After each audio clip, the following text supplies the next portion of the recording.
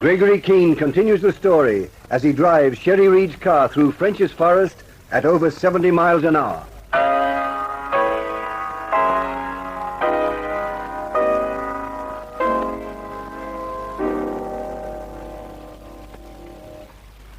This is one of the times, and there have been quite a few, when I could easily forget that the main objective in this affair is to find what became of Bruno Kesselring. It was only by chance that I stumbled on the organization that's whispered of as the NightShade Ring, but from one small thing after another, I've learned that the deadly NightShade and the disappearance of Bruno Kesselring are much the same mystery. Rip the veil off one and you'll get a good look at the other. So here we are, Cutts and I, just after midnight on the 9th day since I arrived in Sydney. We're driving back to town from the Pittwater Oyster Pier, heading for the Club Poinsettia as hard as we can go.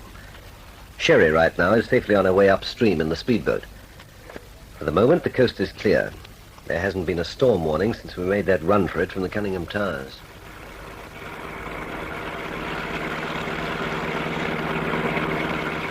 One or two things have got me a bit baffled like, Major.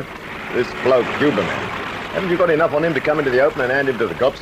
You have to get one idea straight in your head, Cutts, and you haven't got it yet. What's that? As far as the Sydney CIB is concerned, Huberman's above suspicion. And to them, I definitely am Sammy Rice. They're not scratching their heads about it, they're perfectly certain. Huberman is Huberman, an important unassailable individual.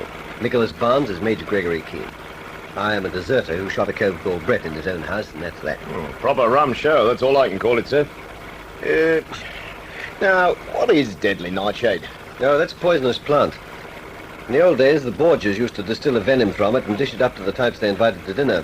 Nowadays, it's synthesized and known as belladonna. Belladonna? It sounds like an iodine name. Means beautiful lady. Belladonna. You know, Cutts, that's odd.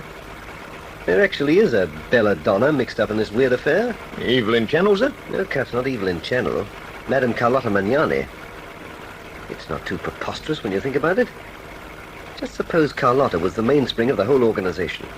It's only natural for them to call their gang something. Suppose we get along and do our stuff, sir, eh? And go for the lucky dip some other night. Oh, all right, Cutts. We'll keep our feet on the ground. Or, in your case, the dance floor of the Poinsettia Club. Oh, have you got ninepence? The bridge toll. I'd hate to have to stop in the toll gates while the fellow changed to quid. Watch this corner. I'm not going to brake on it.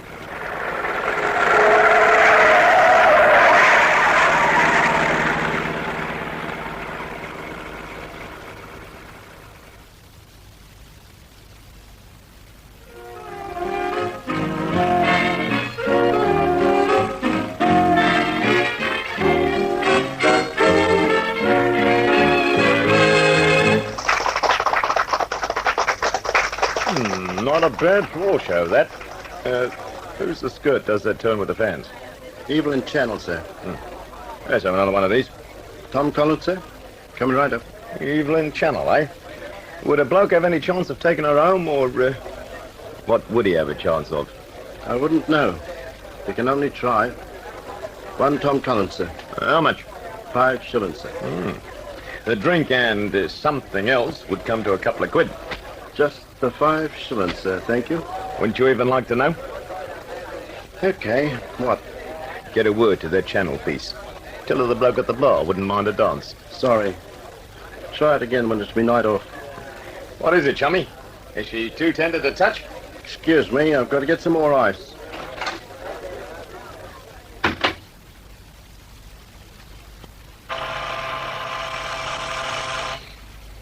Yeah? Hey, boss. There's a fellow here after Evelyn. He offered me a couple of quid to get her over to the bar. He said he wanted to dance. Okay, Frank. I'll send Benny. He'll be there in a minute.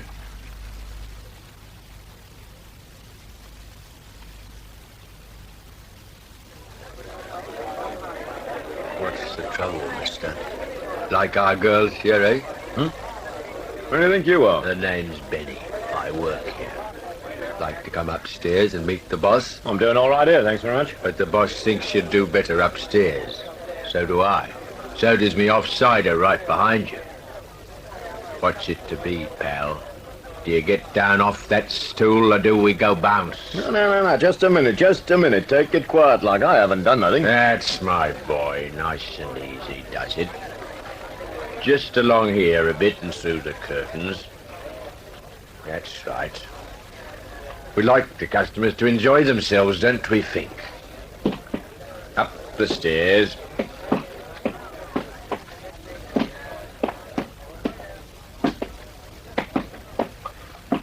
In this door. Well, come in. Have a seat.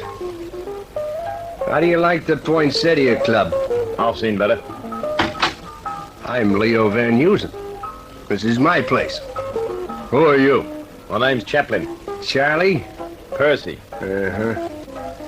Did you take in the floor show? Now, look, mister, I didn't do nothing. I didn't do nothing at all. What's the matter? Did Benny and Fink scare you some, eh? Oh, what's the idea? What am I up here for? Down in the bar, they tell me you thought Evelyn was a sweet dish. I didn't mean anything. I only wanted to dance with her. Now, shut that off, Benny. Okay. Now, where did you get that accent? You don't sound much like an Aussie to me. I'm off a boat. What boat? The SS Chesterfield. She got in today. Let's see your hands. Mm-hmm. What do you do on board? Deckhand or engine room? I'm in the galley. Second cook. We're slipping, Benny. Ship's cooks after Evelyn in the Poinsettia Club. Crown me, boss, you can say that again. Now, what do you think? This crumb? Nah. Okay. Now listen, Percy. The only dames working in this place work for me. And if you ever show here again, you make a play for Evelyn, you won't be seeing Benny and Fink in my office. You'll be seeing them in a back alley. Got that? Well, go blimey, Mr. Van Heusen. That's all. Beat it. Take them downstairs, Fink, and out the front door. Okay, boss. Come on, you. Will I dial Felix Huberman for you, boss?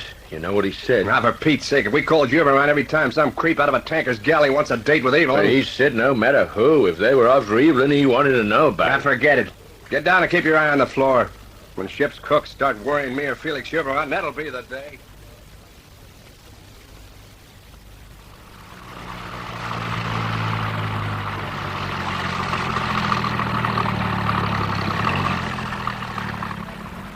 Right, Cuts. We'll hold it here for a few minutes.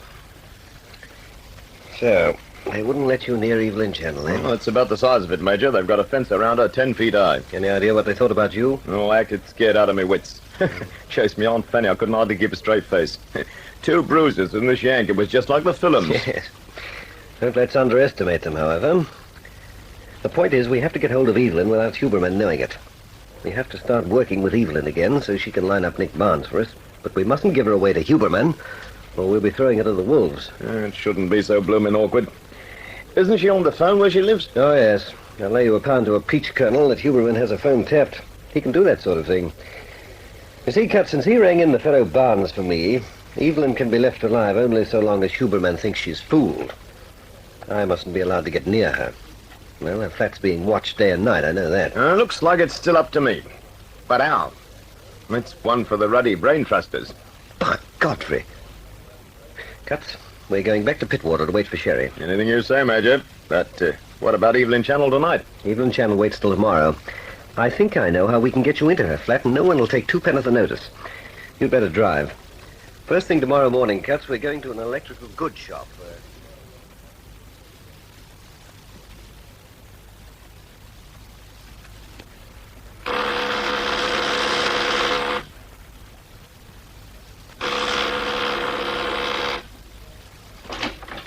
Good afternoon, ma'am. You're the lady of the house? Yes?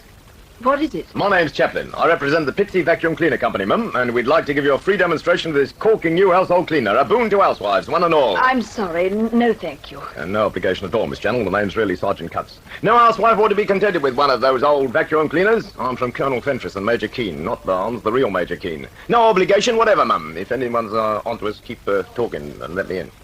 Really, I already have one, and I'm quite satisfied with it. The lift man's watching you. We've got small deposits to suit every purse, ma'am, and easy terms after that. Now, let's have a look at the carpets. Now, where's the carpet we can give a bit of a run over? Oh, all right, then. You can come in, but I can tell you now that I'm not going to buy one. So you're cut. Don't say anything. Wait till I get this cleaner going. Where's the plug? Here. Hurry up and get the cord unwound. There we are.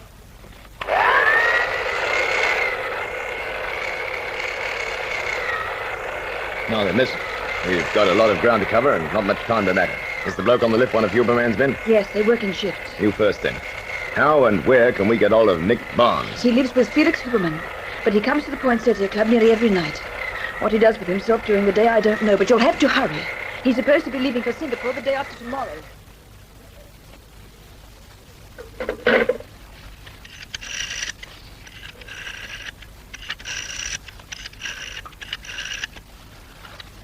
Mr. Huberman, it's Jack Katz here, on the lift at Evelyn Channel's block of flats. A fella just turned up with a vacuum cleaner, but he didn't look like a vacuum cleaner salesman to me. Yeah, she let him in. He's in with her now. Okay. I won't leave her floor till you get here. Okay, Mr. Huberman. 10 minutes.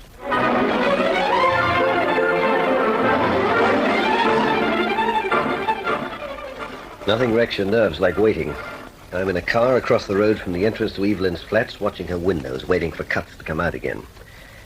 But I'm not only watching Evelyn's windows, I'm watching the street. Huberman and his thugs have come out of the blue before. I'm ready for them if they come out of the blue again this time.